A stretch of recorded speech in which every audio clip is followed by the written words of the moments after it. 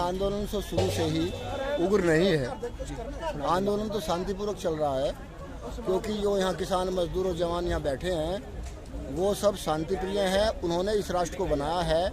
आंदोलन ये कभी भी उग्र नहीं होगा, राष्ट्रीय संपत्ति को कभी भी नुकसान नहीं पहुँचाएगा। ये सुचारू रूप से देश के राष्ट्रवादी लोग इस आंदोलन को चला रहे हैं।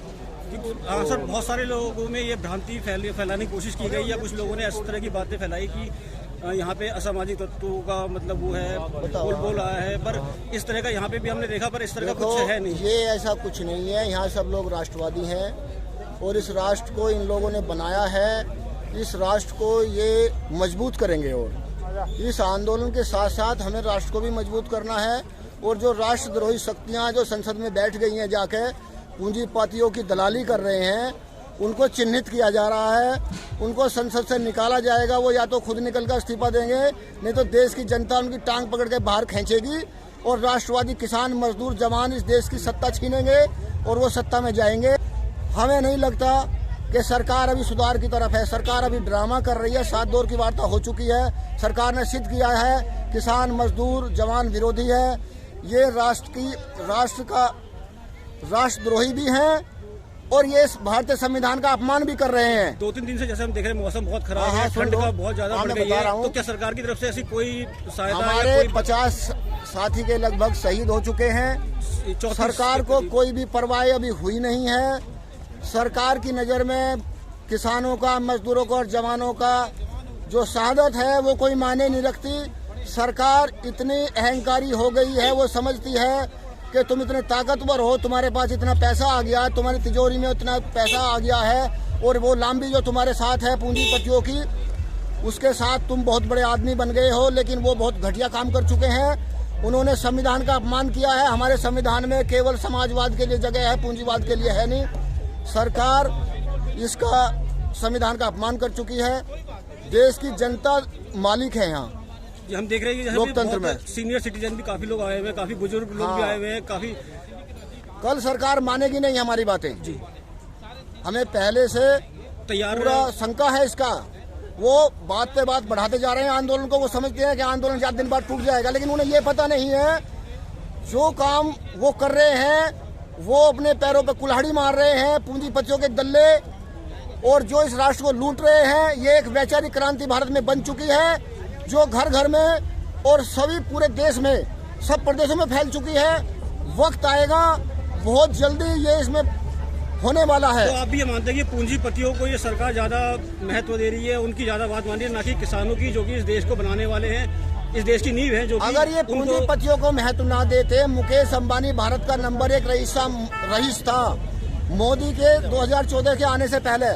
मोदी ने 2014 में आने से बाद में एशिया का नंबर 1 रईस बना दिया। देश के सारे संसाधन पूंजीपतियों के हैंड ओवर कर दिए, उसमें मुकेश अंबानी, अडानी।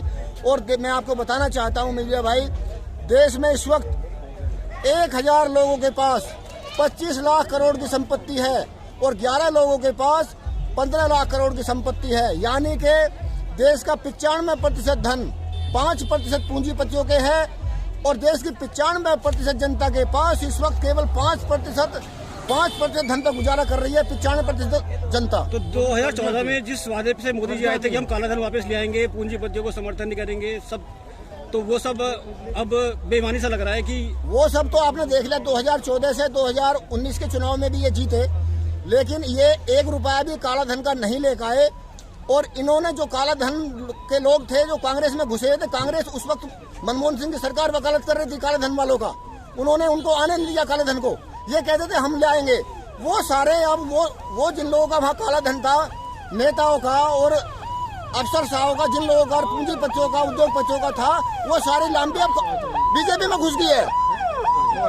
वो अब सारी बीजेपी में घुस गई। इसलिए मोदी सरकार उन सबको छुपा रही है और उनसे दलाली का पैसा लेकर ये समझती है कि तुम दोबारा सत्ता में आ जाओगे। दिन से हम देख रहे हैं मौसम बहुत खराब है, तो सरकार की तरफ से कोई, ये तो आप सब लोगों ने मिलके एक दूसरे का बहुत समर्थन कर रहे हैं, सहयोग कर रहे हैं, एक दूसरे के साथ हैं, लेकिन सरकार की तरफ से क्या इस तरह की कोई बात हुई कि नहीं भाई बारिश हो रही है या ठंड है या सरकार की तरफ से हमें कोई सहयोग नहीं है। लेकिन ये किसान हैं, मजदूर हैं, जवान हैं, इन्होंने हर हालात में रहने की पहले से ही आदत है।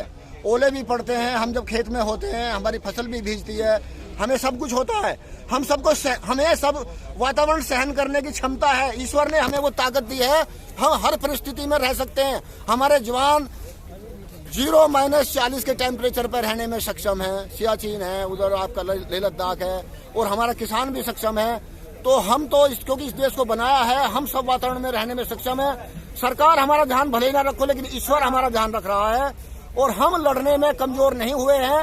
अगर हमें यहाँ 1 वर्ष भी बैठना पड़े तो हम बैठेंगे इस सरकार के, जब तक ये किसान, मजदूर और मेहनत कश लोगों का और ये तीनों कानून वापस नहीं लेगी किसान विरोधी, और MSP का बिल की गारंटी नहीं देगी, तब तक किसान 1 वर्ष तक भी यहाँ से नहीं जाएगा, चाहे हम सब शहीद हो जाएं यहाँ। अब देश की जनता इस बात पे आ चुकी है। सरकार बोल रही है कि MSP के ऊपर, मतलब सरकार बोल रही है कि हम MSP से कोई छेड़छाड़ नहीं करें, MSP तो खत्म हो ही नहीं सकती है। तो फिर ऐसा क्यों, मतलब अगर उन्हें शंका नहीं है तो वो उसी गारंटी क्यों नहीं देते? अगर वो ईमानदार है तो गारंटी क्यों नहीं देते? वो समझते हैं कि तुम बहुत चालाक हो, लेकिन देश की जनता भी अब उनकी कोई चालाकी चलने नहीं देगी। जागरूक हो गई। अब मोदी और झूठ, ये 2 नाम है। मोदी को देश की जनता समझ चुकी है, झूठ का दूसरा नाम मोदी है। मोदी के किसी वादे पर कोई यकीन अब नहीं किया जाएगा। देश की भोली भाली जनता अब चेंज हो चुकी है, और मोदी का कोई झूठ अब छुप नहीं सकता, और उसको कोई मौका भी नहीं देगी जनता। ये आंदोलन जब तक भी चलेगा, मोदी लांबी और दूसरी पार्टियां भी सुन लें, पूंजीपतियों को उखाड़कर इस देश से फेंक कर ही दम दिया जाएगा। अब किसान, मजदूर और जवानों की सत्ता आएगी इस देश में। पूंजीवाद के लिए इस देश में कोई जगह नहीं होगी। ये मेरा चैलेंज है। जय हिंद, जय भारत। बिल्कुल भूखा सरकार मतलब कोई ध्यान नहीं दे रही है कि आतंकवादी नहीं इसमें नहीं आतंकवादी कोई नहीं है। ये तो दुष्प्रचार ऐसा कुछ लोगों ने किया, लेकिन हाँ, अगर ऐसा कुछ नहीं है, हम भी तो यहाँ पे देख ही रहे हैं ना। तो आप कहाँ से आए? शामली से जी। कितनी उम्र होगी आपकी? 38 साल।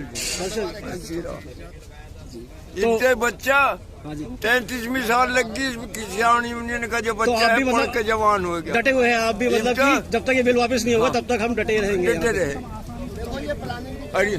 युद्ध करेंगे डट कर, हटे नहीं। ओके, धन्यवाद। प्रोग्रेस हो रही है या नहीं हो रही है? मैं 3-4 दिन से यहाँ पर हूँ। अभी तक सभी लोगों को अवगत होगा कि लगभग 7 दौर की वार्ता हो चुकी है, लेकिन सिर्फ 2 बिल, एक बिजली का और एक पराली का, उसके ऊपर सरकार कह रही है कि हम पीछे हटने के लिए, उसमें सहमति बनी है, उस पर सहमति बनी है। लेकिन जो हमारी मुख्य मांगे हैं कि हम जो 3 अध्यादेश सरकार लाई है, इनको वो वापस ले, और MSP का जो हमारा मुद्दा है उसे लिखित में कानून बनाकर हमें दे, तो फिर तो हमारी सहमति है, अन्यथा हमारी सहमति नहीं। ये रणनीति कह रहे हैं कि हम ये कर देंगे, हम वो कर देंगे, लेकिन मैं तो कहता हूँ कि जो हमारे 40 संगठन हैं पंजाब के, यूपी के और 500 पूरे हिंदुस्तान के, जो फैसला लेंगे, कुछ भी फैसला लें, हम उसके ऊपर खड़े उतरेंगे। हम अपनी ओर से कोई विचार इसके ऊपर नहीं रख सकते कि हम क्या करेंगे क्या नहीं करेंगे। हमारे संगठन के जो वरिष्ठ नेता हैं जो फैसला करेंगे, भी कहेगा, जो भी कहेगा, हम उसके ऊपर खड़े उतरेंगे। हमारा समाधान कर दो, हमें तो टाली थोड़ा ही। कानून वापस होगा फिर, मतलब तभी इस बात का समाधान है, वरना ऐसा कोई समाधान नहीं। इनको लेना पड़ेगा, 1 साल हो जाए, 2 साल हो जाए, हम तो पूरी तरीके से यहाँ पे खड़े हुए, बैठे हुए, अपने अनशन, हमारा धरना जो चल रहा है, हम यहाँ पे बैठे हुए, हम यहाँ से जाने वाले नहीं है। बिल्कुल।